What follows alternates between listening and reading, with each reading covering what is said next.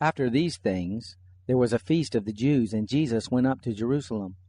Now in Jerusalem by the sheep gate there is a pool, which is called in Hebrew Bethesda, having 5 porches.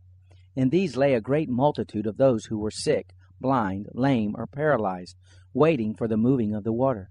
For an angel of the Lord went down at certain times into the pool and stirred up the water. Whoever stepped in first after the stirring of the water was made whole of whatever disease he had.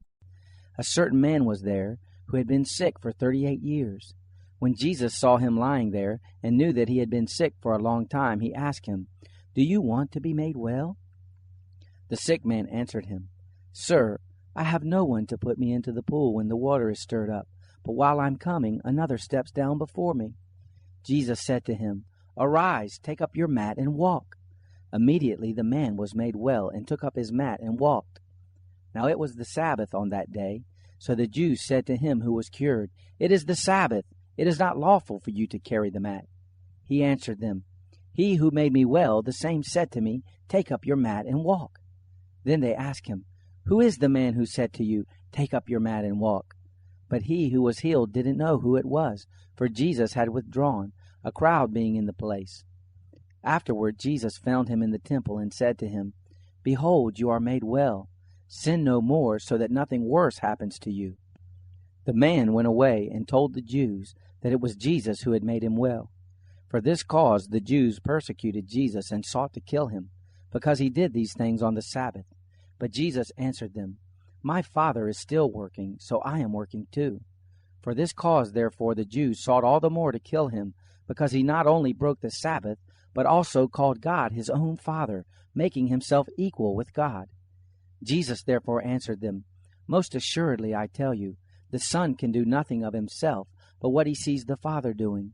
For whatever things he does, these the Son also does likewise. For the Father has affection for the Son, and shows him all things that he himself does. He will show him greater works than these, that you may marvel. For as the Father raises the dead and gives them life, even so the Son also gives life to whom he desires. For the Father judges no one, but he has given all judgment to the Son, that all may honor the Son, even as they honor the Father. He who doesn't honor the Son doesn't honor the Father who sent him. Most assuredly I tell you, he who hears my word and believes him who sent me has eternal life and doesn't come into judgment, but has passed out of death into life. Most assuredly I tell you, the hour comes, and now is, when the dead will hear the Son of God's voice, and those who hear will live. For as the Father has life in himself, even so he gave to the Son also to have life in himself. He also gave him authority to execute judgment, because he is a Son of Man. Don't marvel at this, for the hour comes in which all that are in the tombs will hear his voice, and will come out, those who have done good to the resurrection of life, and those who have done evil to the resurrection of judgment. I can of myself do nothing. As I hear, I judge, and my judgment is righteous, because I don't seek my own will, but the will of my Father who sent me. If I testify about myself, my witness is not valid. It is another who testifies about me. I know that the testimony which he testifies about me is true. You have sent to John, and he has testified to the truth, but the testimony which I receive is not from man. However, I say these things that you may be saved. He was the burning and shining lamp, and you were willing to rejoice for a while in his light. But the testimony which I have is greater than that of John, for the works which the Father gave me to accomplish, the very works that I do testify about me, that the Father has sent me. The Father himself who sent me has testified about me. You have neither heard his voice at any time, nor seen his form. You don't have his word living in you, because you don't believe him whom he sent. You search the Scriptures, because you think that in them you have eternal life, and these are they which testify about me.